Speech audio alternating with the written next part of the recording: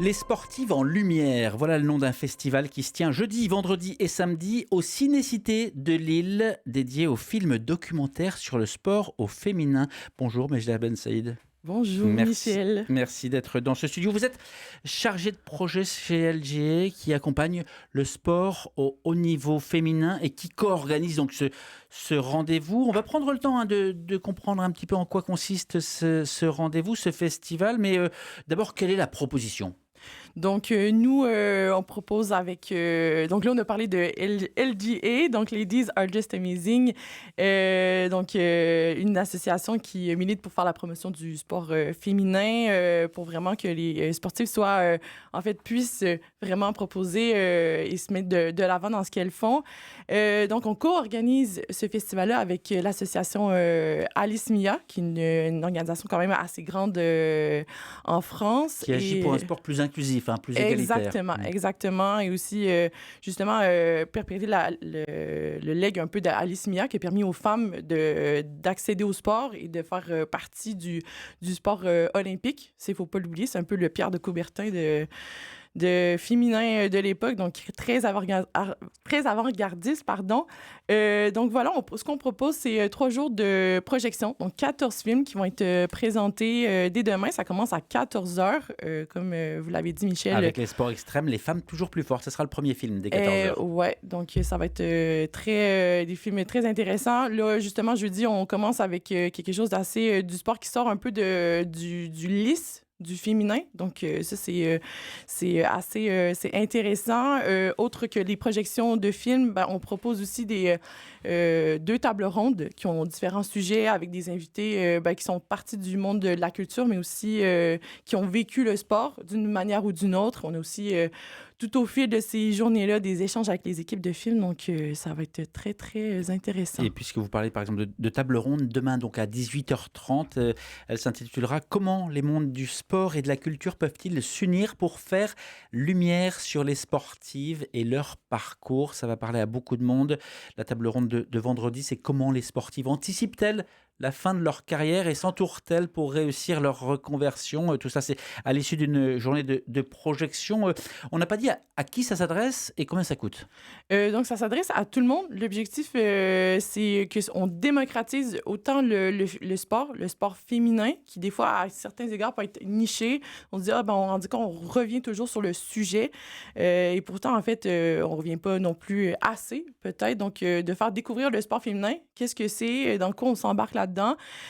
Aussi montrer le film, le cinéma, en fait, l'art ou en fait le monde culturel, comment on peut unir ces mondes-là. Donc c'est autant pour des élèves, autant des gens qui sont monsieur, madame, tout le monde.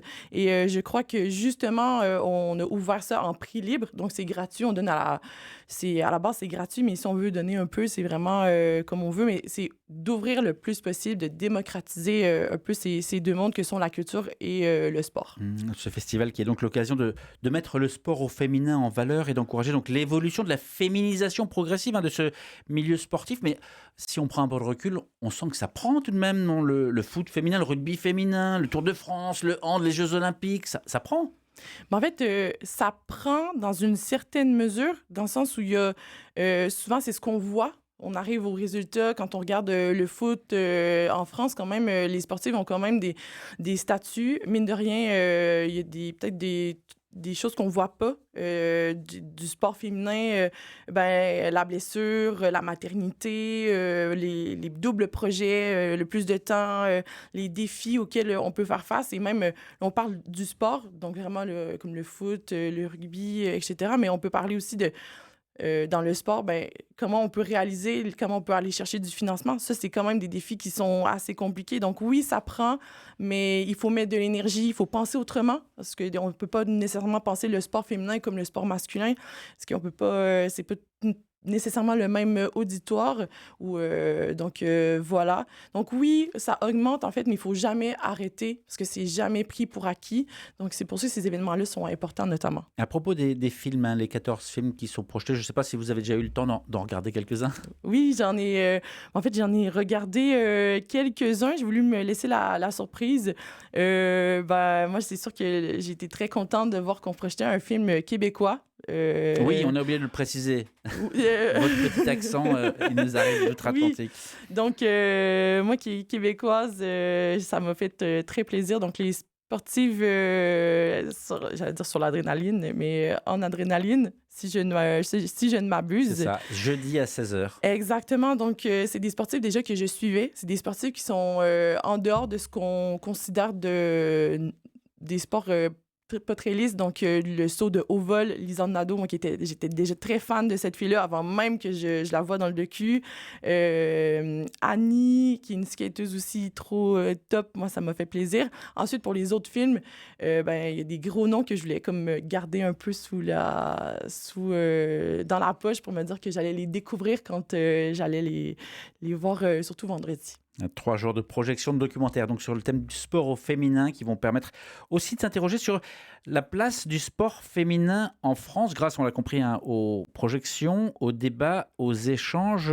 Puisqu'on parle de la France, comment est-ce qu'on pourrait définir la place du sport féminin en France? On n'est pas au Pakistan, en Afghanistan ou au Yémen tout de même. C'est assez particulier parce que moi aussi, venant de l'extérieur, je trouve quand même qu'il y a du budget qui est mis. On en a parlé un peu hors d'onde de se dire, ben, en fait, il y a eu les Jeux olympiques, le Tour de France. Je veux dire, les femmes, ils ont quand même, il y a des gros événements qui ont l'engouement, mais il faut quand même pas oublier que derrière, qu'est-ce qu'on fait pour donner accessible pour des petits événements ou donner envie aux femmes d'accéder à ces sports-là.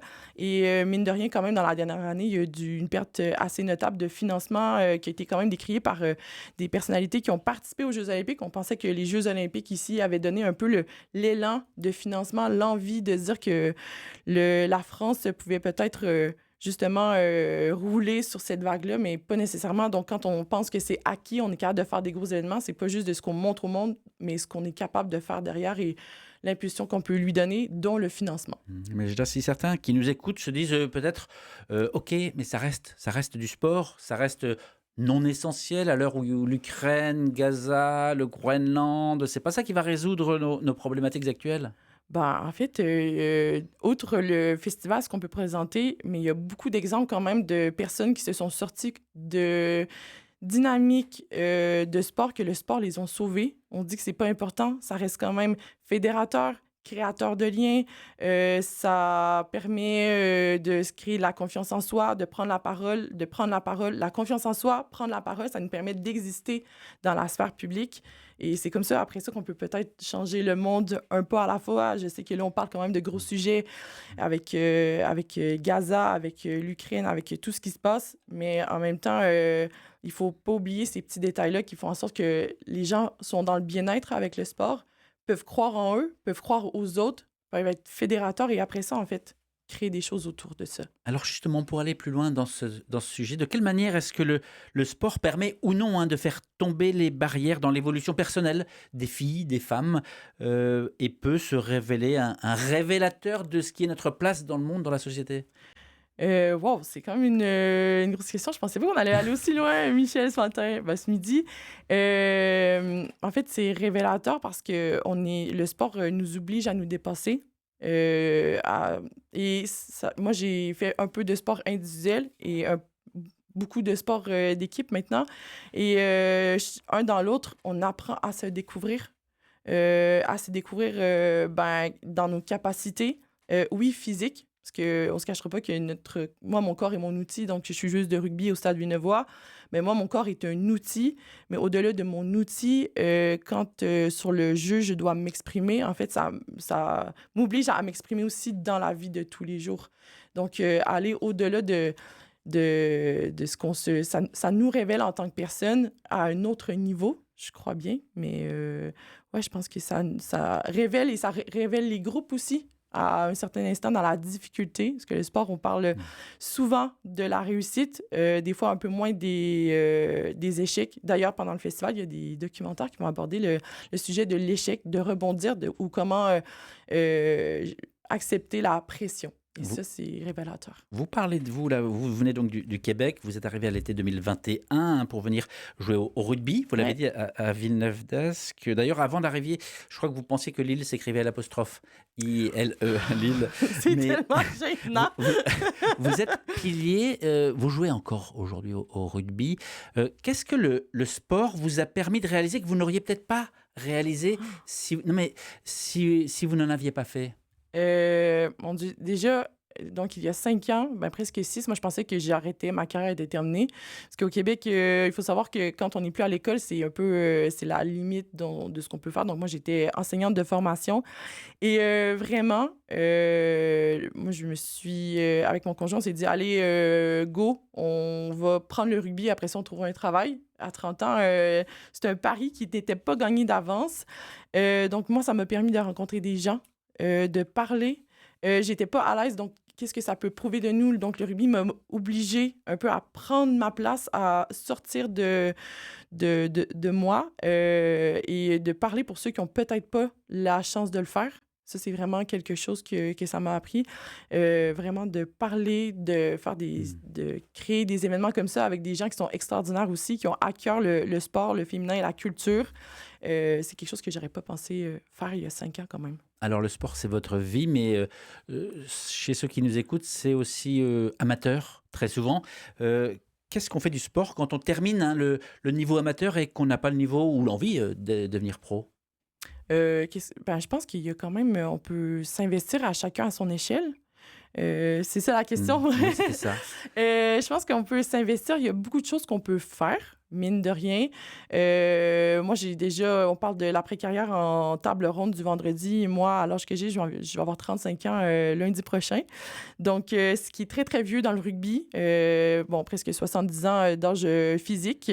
Et moi, j'ai déjà pensé, mais je me dis, mais moi, mon club, il y a plein de choses que je peux faire. Le sport féminin, entre autres, a tellement plein de choses on a plein de choses à proposer. On peut être tellement forte et fort d'initiative, pardon. Donc, je pense que c'est intéressant, mais n'importe quel club, n'importe quel groupe amateur, bénévole a besoin, que ça soit de l'école de rugby, que ça soit de faire même des fois à manger. Je pense que chaque compétence peut être bonne à mettre à profit dans un groupe sportif qui soit pro, semi-pro et amateur encore plus parce que c'est chez les amateurs aussi, il faut donner envie d'aller plus loin si on est capable d'y aller, quoi. Et vous continuez à jouer, hein, on l'a dit, avec les putains nanas, comme on appelle les filles de Villeneuve. Vous Ouais, allez à Toulon ce dimanche. ouais. On espère vous voir leur laisser la 10e place, c'est possible, hein. Ah, on aimerait, ben, en fait, Voilà. on aimerait ça, ouais. Est-ce que vous réalisez que quand on parle de sport féminin, très souvent dans nos médias, on est obligé de préciser l'équipe féminine de. Est-ce que vous le ressentez ça? Est-ce que quand vous écoutez les infos, est-ce que quand vous ouvrez un journal, vous vous dites: «Tiens, on est quand même encore obligé aujourd'hui de bien faire la distinction»? En fait, moi, j'aimerais ça que quand on parle, on dise, ben moi, là, j'ai été voir le match de rugby masculin. Et donc, pas de juste dire, ben, j'ai été voir le match de rugby. Et après ça, il faut préciser c'est féminin. En fait, pour moi, on devrait déjà le préciser. Ça, j'aimerais se dire que ben, quand on le précise, en fait, on dit le sport, mais il faut dire si c'est masculin ou féminin. Moi, j'apprécierais cet aspect-là. Mais c'est vrai qu'on va dire, bon, ben, j'ai été voir du rugby. Quand j'ai été voir un match, ben, souvent, on prend pour acquis c'est du masculin. Mais moi, j'aimerais qu'on fasse la distinction entre les deux d'entrée de jeu. Donc, Ça fait partie des petites choses qu'on peut changer, qui ne coûtent ex- pas grand-chose. exactement, exactement. Et ça, il y a tellement de choses, justement. En plus, on a tellement des téléphones au bout des doigts. Je me dis, il y a plein de choses à notre échelle de repartager des publications de personnes qui font du sport. Parce que ça aussi, chez les filles, c'est quelque chose qu'on est un peu obligé de faire. La médiatisation, elle est pas faite par peut-être le grand nombre des médias. Donc, nous, on a peut-être à se mettre un peu à l'avant par nous-mêmes à certains égards. Donc, quand les gens repartagent, publient, commentent, etc., ben, en fait, ça permet d'ouvrir le cercle. Mais je pense que chacun, à son échelle, peut faire un petit truc. Alors on parle de sport, on parle pas forcément, mais il faut y penser à la famille, par exemple. Est-ce que vos parents étaient satisfaits que vous partiez, que vous donniez votre vie au rugby? Et comment est-ce qu'on parle à ses parents ou comment est-ce que les parents peuvent comprendre que l'enfant y consacre sa vie? Aïe, aïe, aïe. Moi, Pas certaine, on n'a pas clairement parlé. Moi, ma maman, je pense qu'elle était contente dans une certaine, mesure. C'est pas une voie qu'on choisit, en donnant l'assurance à ses parents qui vont être, ils sont pas super ils sont pas déçus, mais ils se disent: Qu'est-ce que tu fais quand même, hein?» Parce que moi, je suis partie avec les économies pour être ici et j'ai vidé mes économies dans la première année. Donc, les parents, ils sont comme: «Bon, ben, j'espère que tu vas pas nous appeler pour nous demander des sous parce que ça va pas dans ton projet». Je pense que mes parents sont très contents, mais moi, ma mère, elle a pas été rugby. Ma mère était très natation. Donc, moi, j'ai fait la natation pendant 10 ans avant. Elle était beaucoup plus natation que rugby. Elle est très peu souvent venue me voir. Mon papa, très, très fan. Mon papa, il me regarde, il voit le classement et tout. Mon papa aussi, ben, il est issu de l'immigration. Donc, lui, il est comme content. On a quelque chose en commun. Mais après, dans le sens très large, je pense que c'est de croire en son projet jusqu'au bout. Quand même, moi, avant de partir, j'ai planifié 8 mois avant d'arriver ici. Donc, je savais quand même dans quoi et je partais pas seule.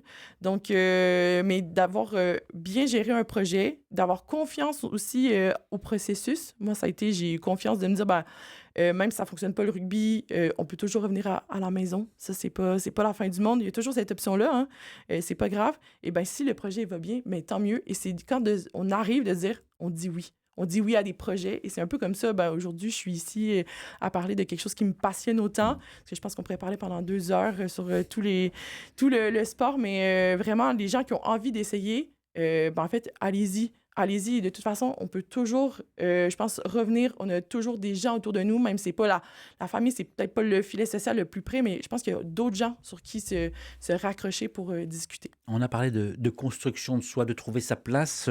Quel mot, Mejda, vous mettriez sur la satisfaction du devoir accompli, du match réussi, du job fait, du feeling de gagner en équipe? Parce que c'est aussi ça qui fait votre vie. C'est au-delà de simplement être sportif, il y a cet esprit derrière. Comment est-ce que vous décririez cette sensation?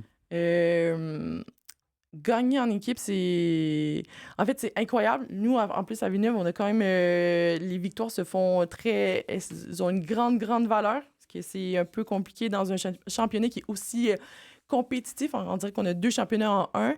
Et en fait, c'est surtout le rugby. Pour ceux qui ont déjà regardé du rugby, en fait, ça nous dépasse complètement. Les règles du jeu font en sorte que ça nous dépasse. On peut pas être même en étant le meilleur, on peut pas gagner. Donc c'est un effort collectif et c'est incroyable parce que tout le monde y met du sien, tout le monde y met du soi, tout le monde est dans le dépassement de soi, mais ça a une saveur incroyable et encore plus quand on est un peu dans la difficulté parfois. Et on vous souhaite une victoire à Toulon avant Bobigny, ce sera le prochain. Exactement. Et c'est jouable. Merci beaucoup, Mejda Ben Saïd, d'avoir pris le temps de venir répondre à ces questions. Je rappelle que le festival Les Sportives en Lumière se tient jeudi, vendredi et samedi au Ciné Cité de Lille. Et il ne faut pas hésiter, 14 projections avec des tables rondes également. Merci d'avoir pris le temps de venir répondre à ces questions. Ben, merci à vous tous, c'est très gentil. L'entretien va être à retrouver sur la page YouTube d'RCF Hauts-de-France et sur le site rcf.fr, Région Hauts-de-France.